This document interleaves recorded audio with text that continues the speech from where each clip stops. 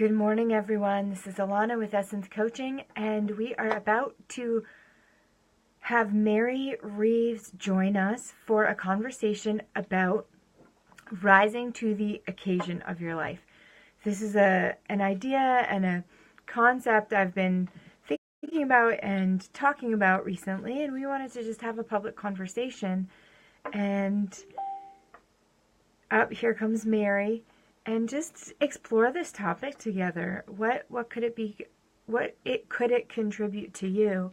Where have you been maybe holding back or not stepping up? What does it look like to rise to the occasion of your life?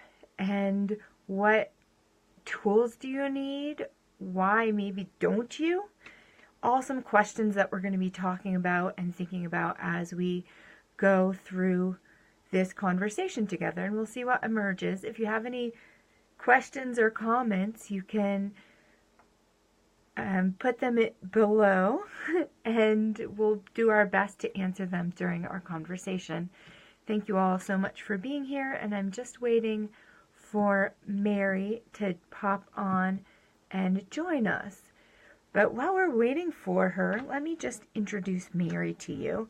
I've known Mary for many years, actually since I was a kid, and we have just recently reconnected around the passing of my father, and we've been having lots of fun connection and interesting conversation. So Mary says, as a writer, Mary recently co-created the National Me Too monologues that transpired in dozens of cities across the U.S. She co-facilitated the Santa Fe Me Too monologue as a story coach. Mary also co-authored the #1 Amazon best-selling book, Journey to Joy, and is presently completing her memoir, Brat Tales, Confession of an Army Colonel's Misfit Daughter. As a social worker, Mary's career evolved into nonprofit program directorship in New England. After becoming an entrepreneur in New Mexico, she launched her story coaching business, Healing Stories. And let me just see what she's saying. Oh, the phone is frozen. So we will just bear with her as she gets her technology up and running. Mary is based in Santa Fe, where she specializes in helping elders in the early stages of dementia craft their memoirs. She also facilitates and records the birth stories of parents and offers occasional workshops and therapeutic monologues such as Nurses Speak and Me Too monologues. And I am up. Now I'm going to bring on Mary. So, Mary, welcome to our conference for one moment as technology is loading here. And I wanted to, as I was getting ready for this call, I noticed an essential oil on my shelf. Now, it's a very fitting essential oil for this conversation, which is Valor. Valor is a great oil for supporting you and rising to the occasion, to stepping up to your life, to getting over your fears. And actually, I'm just going to apply a little bit here. It's an essential oil from Young Living that I absolutely love, one of my favorites. And I use essential oils a lot in my work, help me with my emotional well-being. So that's a little bit of information for you. And if you don't know, if you're not a friend of mine, if you're new to, let me just figure out this technology, add as guest. Mary, I'm trying to add you, so let's just see how this goes. So my name is Alana Davidson. I am the author of this lovely book right here behind you called Finding Your Own Happy, A Soul Searcher's Guide to Peace and Happiness in Everyday Life. And up here comes Mary. Welcome. Hey, we did it. Good morning. Hi. Good morning. So just introducing myself a little bit here, but I just recently wrote my first book called Finding Your Own Happy. That's what the cover looks like. Finding Your Own Happy, A Soul Searcher's Guide to Peace and Happiness in Everyday Life. Now, I wrote this book for people who maybe have done a lot of work on themselves. They've done a lot of personal development. Maybe they've had a spiritual practice, maybe been to therapy. They've done a lot of work trying to understand and uncover what their struggles are and why it seems like they have to work so hard just to be happy. And that was me for more than 20 years. I struggled with my experience of happiness. I went through bouts of depression. And after working on my stuff for so many years, I just wondered, there's got to be something else. What am I missing that can make the difference for me? Because I'm one of the most self-reflective, self-aware people I know, and yet I seem to struggle so much more than the people around me. And so this book is sort of my discovery, the missing keys that I found that made a lasting difference in my life. I'm pleased to say that I haven't experienced really severe depression in many years now, and I work with other folks that are going through similar kinds of challenges and experiences to help them find what are their missing keys to happiness and how can they unlock that for themselves so that it becomes more of an easeful journey, more of their natural state of being.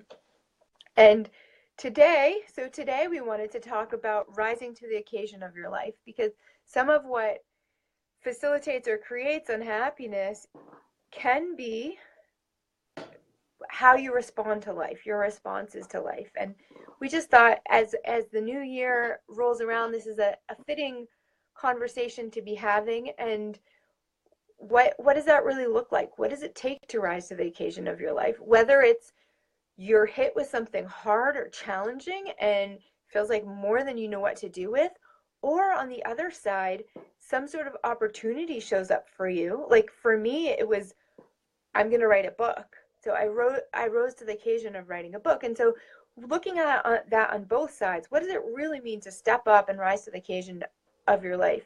And Mary, I wonder if you want to just chime in here and say a few words. Well, sure. First, I want to say thank you for having me on your Facebook Live as a guest, and good morning to you and to everyone. And your book is amazing. I'm really enjoying reading it, and Oh, thank you so much. yeah, I just love how you turn yourself inside out, and you're so vulnerable, and that's the place you come from is your own personal story. And that's something that I've done lately is to um, I really said yes to an occasion that was a huge stretch for me, and that was the Me Too monologues. And I see Maya's there. Hi, Maya.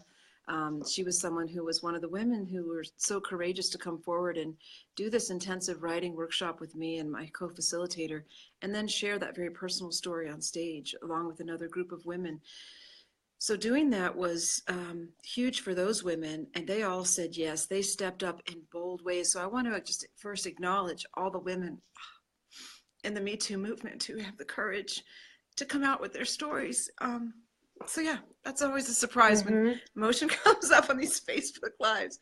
But yeah, that's a very authentic place I'm coming from, is really recognizing and honoring people, not just women, who have the courage to say, yes, I need to honor my truth. I need to be in my integrity and do what's right here. And that sometimes means doing or saying things that are really uncomfortable and gets us out of our comfort zone. And I think that's a big theme of what we're talking about here, is that saying yes often means coming out of that comfort zone. I didn't think about that aspect of it, but if you think about the Me Too monologues or stepping up about something as horrific and challenging as abuse, that really is a place where you're stepping up in your life. And it's such a great sort of metaphor or example of what you're facing when you're stepping up and you're rising to the occasion of your life. And so it's like having that courage to step into those scary feelings, those emotions, to be vulnerable, to tell your story. And then also, I think another piece sometimes of stepping up and rising to the occasion of your life is to say things that other people don't want to hear, or that maybe are unpopular, or that you don't know how you're going to be received. And so it's like, I have this truth that I need to speak. I don't know how it's going to be received. I might even be ridiculed for it. And yet, in order for me to stop feeling crushed in a certain way in my own life, I've gotten to step forward and take that risk. I wonder if you want to speak a little bit about the journey that goes along with so there's a place before that happens, before someone rises to the occasion of their life. where they're maybe thinking about it or struggling with it. And I'm just curious what your thoughts are about that place before you actually do step up, before you actually rise, and what feelings come up, what challenges, what does that look like? Mm, that's a great question that you and I had discussed yesterday, because there is that very salient point in our lives when we've asked for certain things, and here, lo and behold, in unexpected ways, opportunities show up. And that's where we're sitting with, do I do this or do I not? Is it a yes? And so for me, it's tuning into my body. Like, what's my body really saying? Is it a gut feeling I have, or wherever people feel it in their bodies?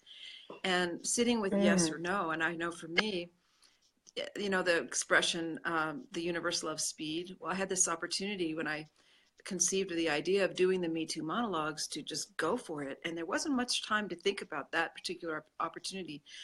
But I did have the chance to do my normal process, which is, well, what if I say no? And I just knew that saying no would be saying yes to my comfort zone, and saying yes to staying within where I feel safe and comfortable. And I mean, but saying no, but saying yes to the opportunity, it just felt right. And so I had to, there's that threshold. So we get to that place of that threshold where we take that step. We need to go through the threshold. And then what happens once you decide to stretch yourself and say yes to the opportunity that's shown up on your path? Then we have to deal with, and that's a question I'll pass back to you. What do you do with, once you say yes to something that's powerful and gets you out of your comfort zone? What comes up? And what do you do with what comes up? Right. Yeah. So there's so many interesting layers there. And yeah, it's like once you do say yes, then oftentimes for many of us, including myself, there's like moments of freak out, and there's moments of like, oh my gosh, what did I just do? How am I ever going to do this? And yet I think of something that my coach says a lot is like, and it's common in the industry, which is to fail fast, which is to go make big mistakes and learn from them fast. But another thing that she talks about is like, by failing, she doesn't mean sitting at home and thinking about it and trying to figure it out and trying to prepare yourself to be ready to go do that thing. So just like Mary said, she's like, I don't really know how this is going to happen. I just said yes, and then I went for it. And it's almost like you have to just figure it out along the way.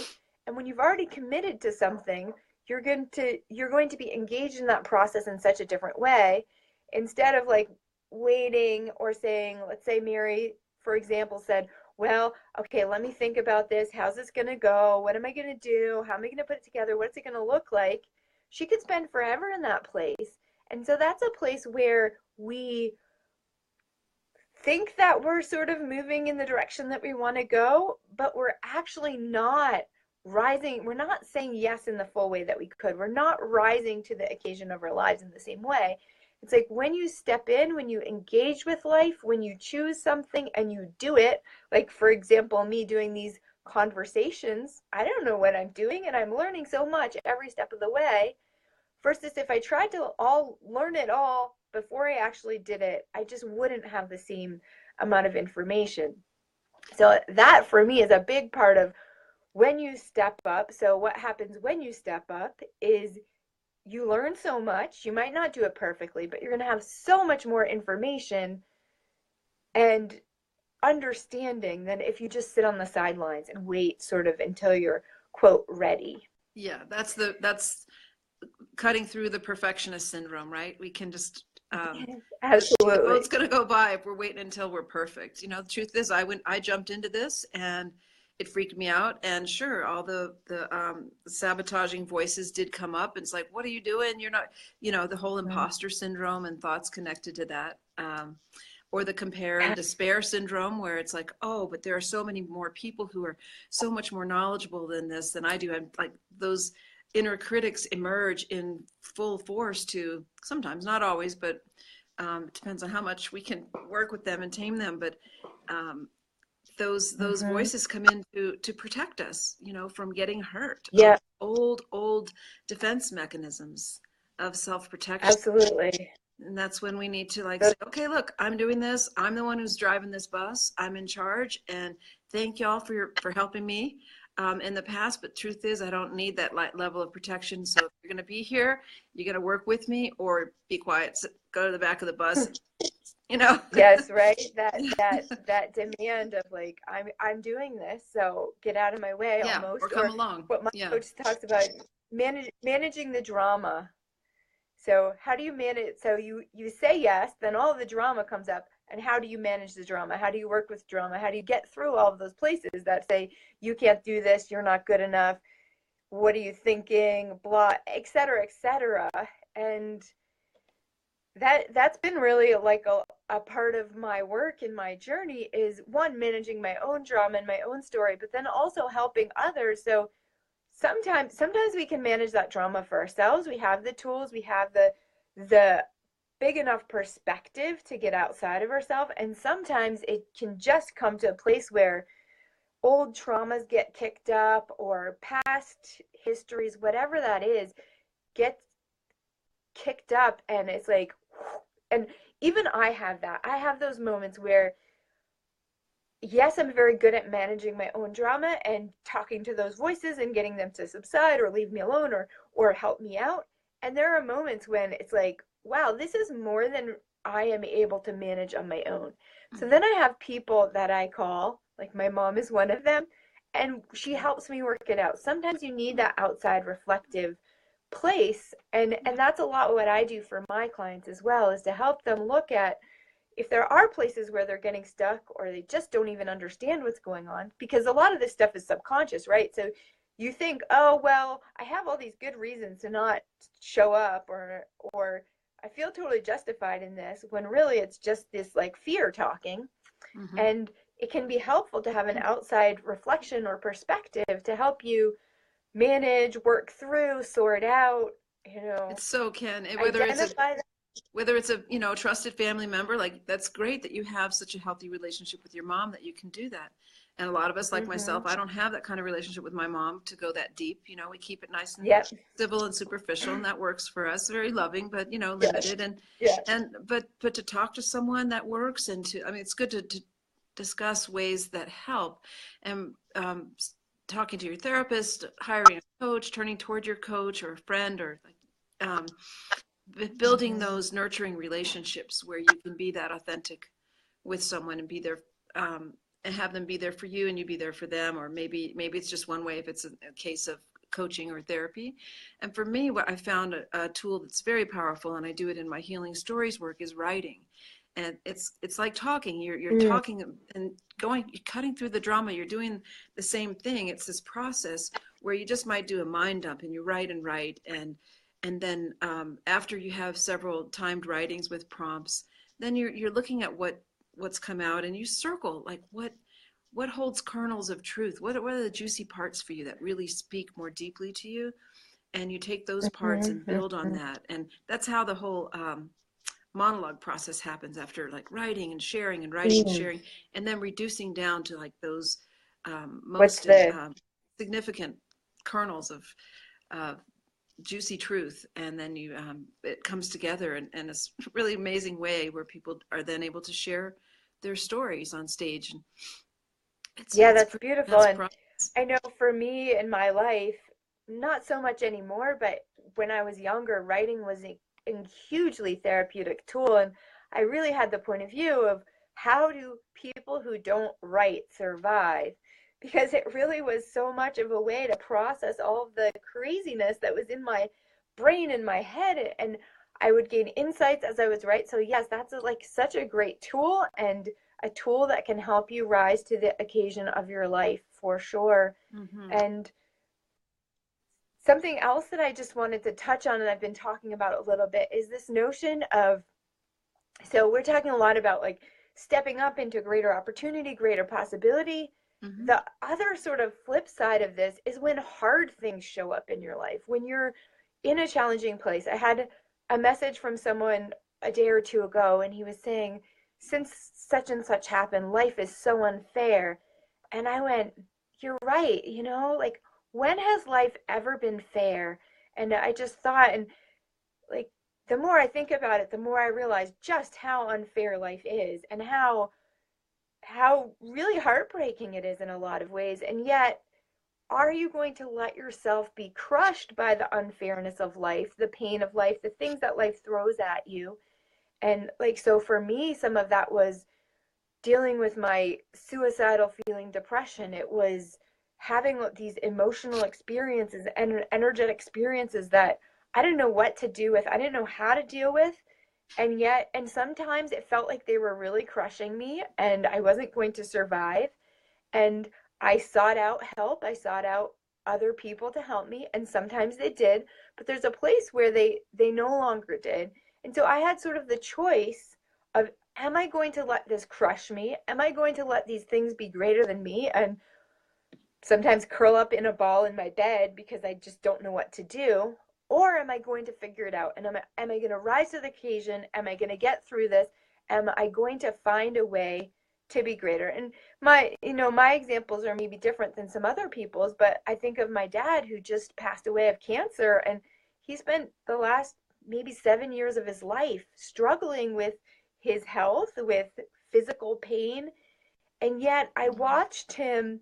It wasn't always easy. He wasn't always, enlightened about it, but I watched him grapple with that and do his best to really not let it crush his spirit, not let it be greater than him, not become bitter and miserable about it, but to find something else. And to me, that's such an example of like, how are you rising to the occasion? How are you responding to life's inevitable unfairnesses and challenges? And I wonder if you want to say anything.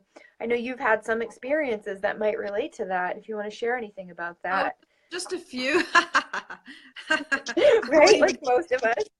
Well, the expression, the only way to the other side is through it.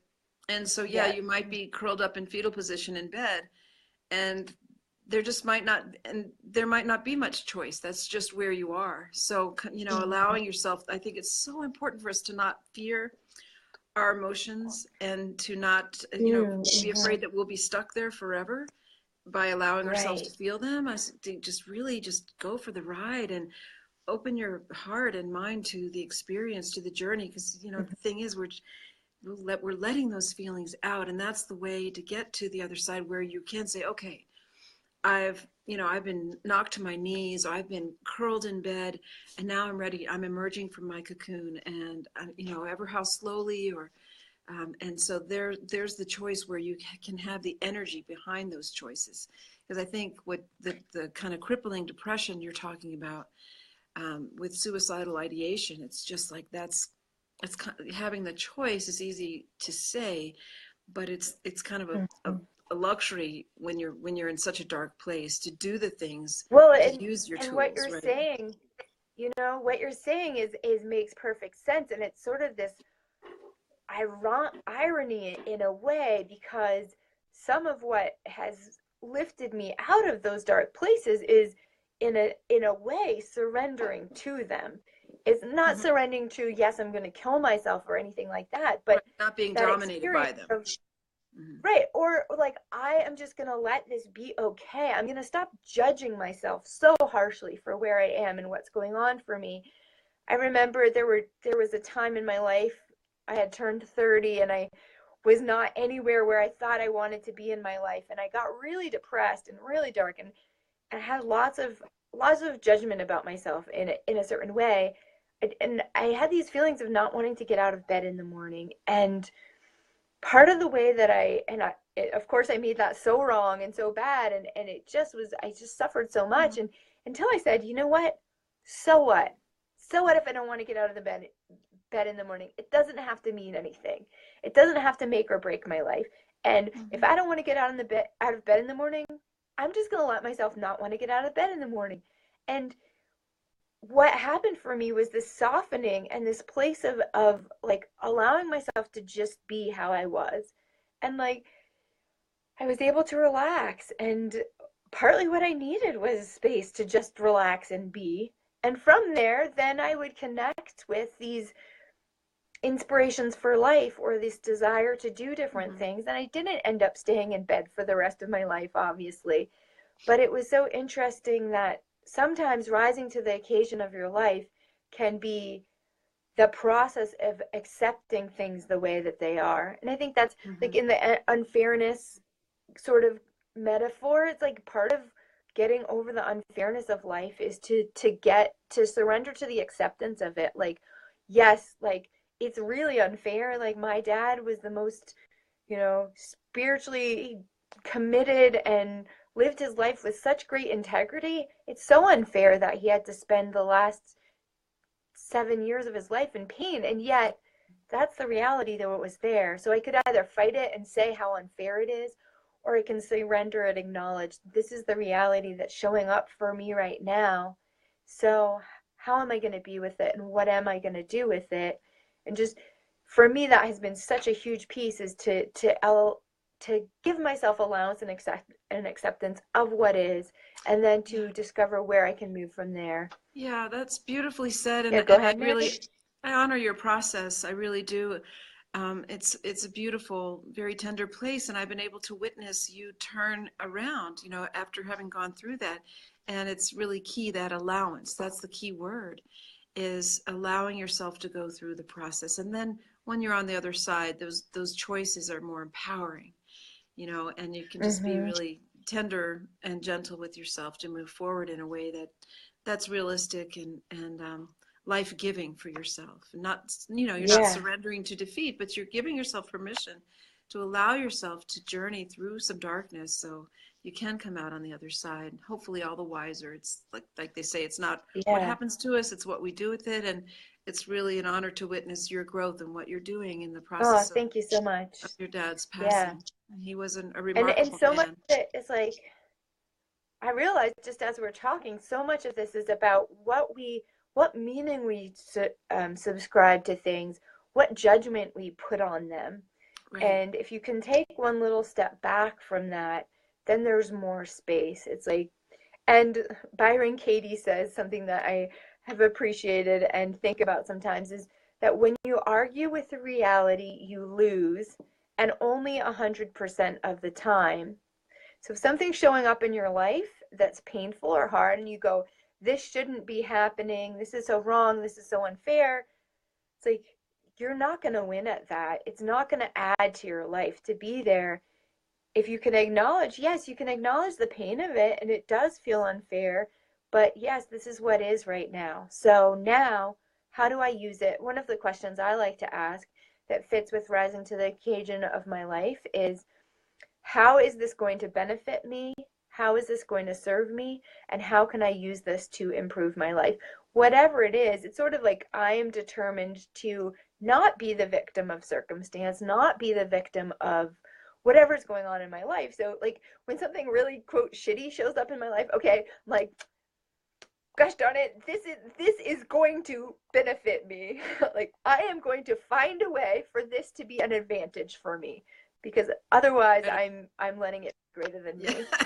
Well, we're very similar in that way. I have that same hell-bent determination to turn the grist for the mill into gold strands of wisdom, or Yeah. and the other step for me, and I think for you too, is like, okay, we can turn that into good for ourselves, but and then it becomes part of what we offer others. How can it become of service, not to me, and then to humanity and in my work, you know. So it's Mm-hmm. cultivating those the shadows.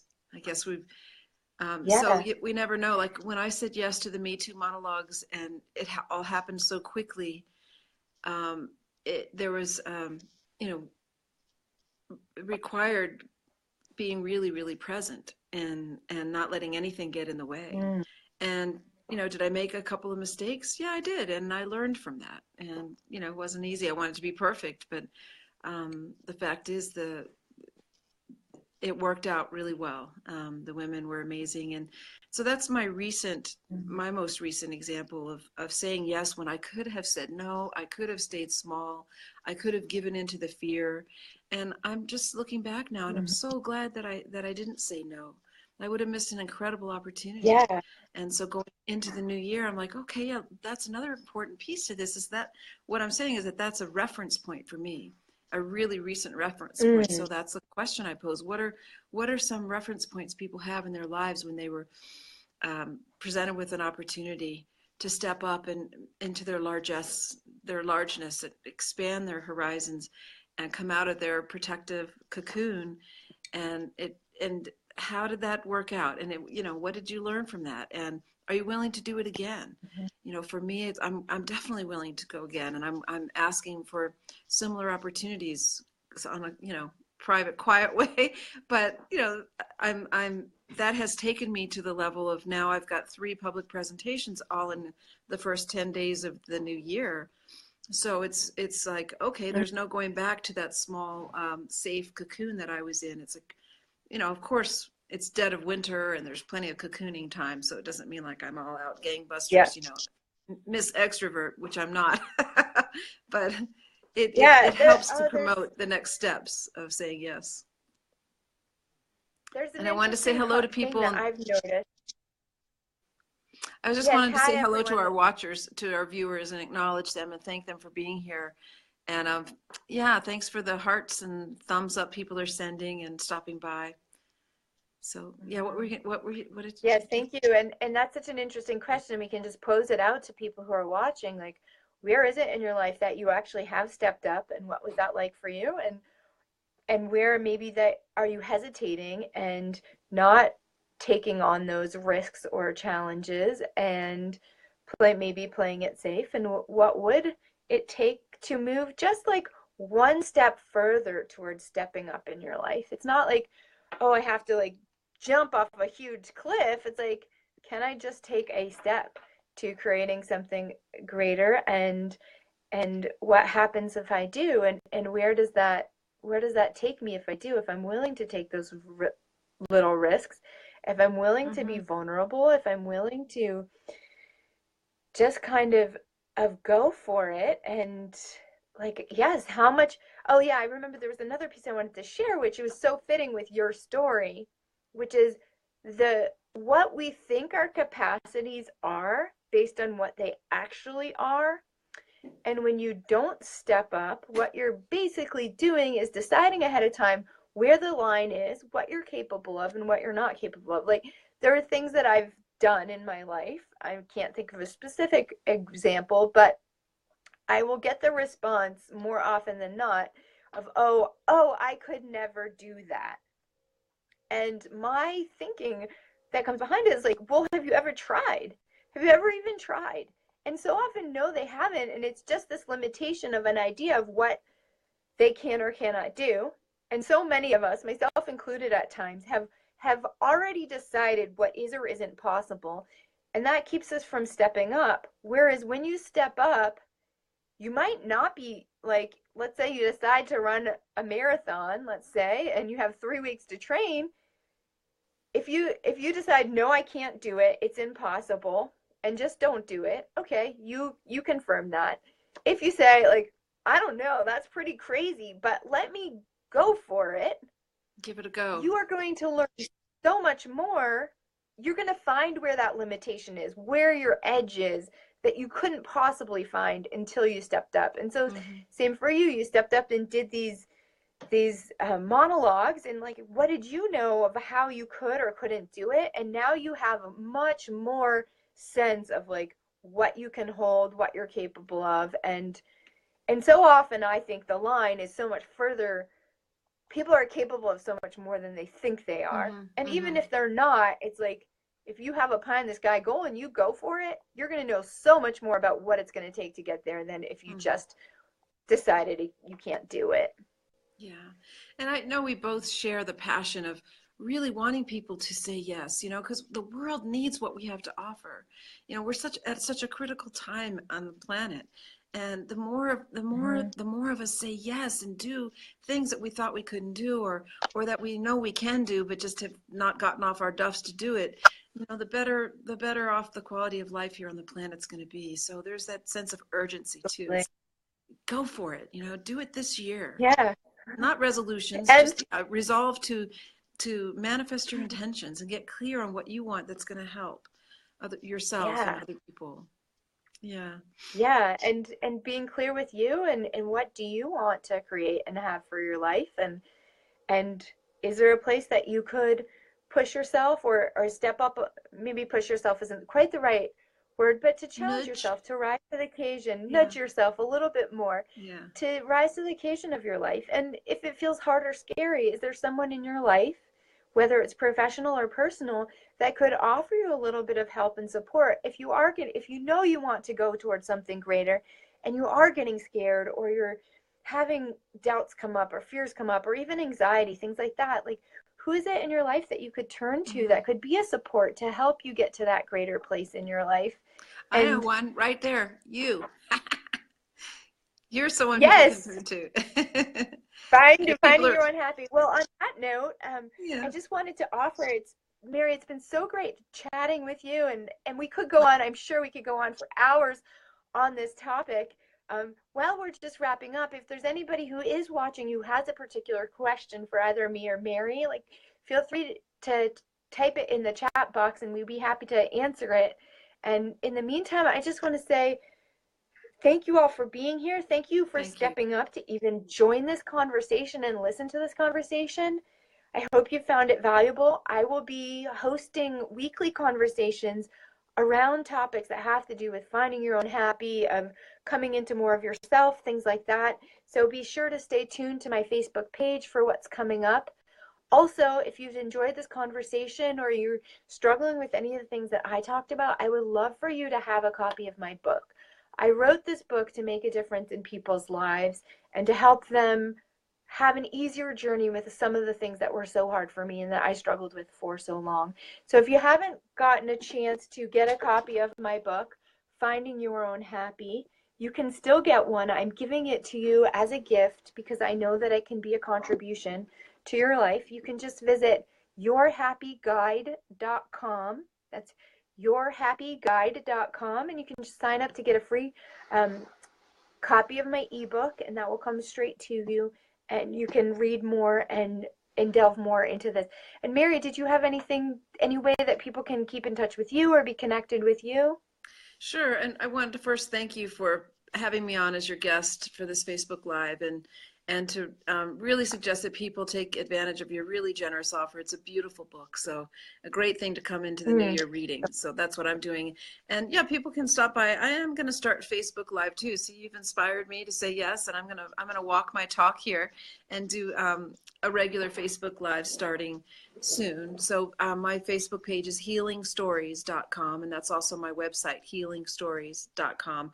And I've rebooted my blog this year, so there's a weekly blog post and a monthly newsletter at healingstories.com.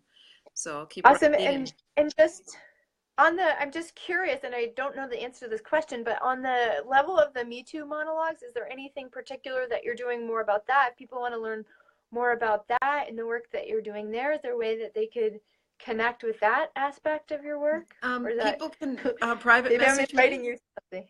No, there are some Okay. quiet stirrings of what's next, but it's not at the point of being able to articulate it yet. I have a meeting with a group of women tomorrow, Okay. so stay tuned on that note. Super. I will be letting you all know.